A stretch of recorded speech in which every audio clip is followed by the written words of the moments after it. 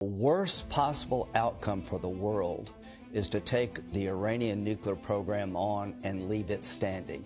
That will be a disaster. My friends, I'm sure you already heard that Iran and Israel have been trading attacks for the past 4 days now, with hundreds of casualties and destroyed civilian, military and energy infrastructure on both sides. And whilst most of the world wants to see de-escalation, Lindsey Graham wants the exact opposite of that. In fact, Graham is openly demanding that President Donald Trump steps in and, quote, helps Israel finish the job. He said this and many other controversial things during a recent CBS Face the Nation interview. So why don't we take this opportunity and listen to what Lindsey Graham has to say about the situation. Together, shall we? I would love for the regime to fall.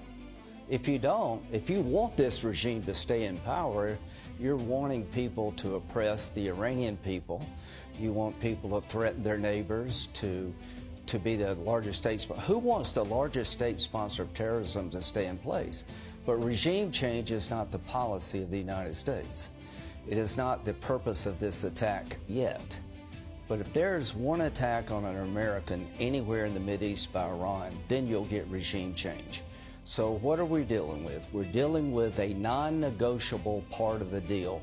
They can't have a nuclear program that can make a bomb. And I've said as clearly as I can say, if diplomacy fails, Mr. President, President Trump, you've been great. Help Israel finish the job, give them bombs, fly with them if necessary. I cannot stress to you how, if you want to get Russia right, you want to make China be better, you want to convince international terrorism we mean business, you got to finish the job with Iran. If we can't get the Ayatollah back to the table, it is now time to end his nuclear program using military force jointly with Israel if we have to. If we get Iran wrong, good luck with Russia.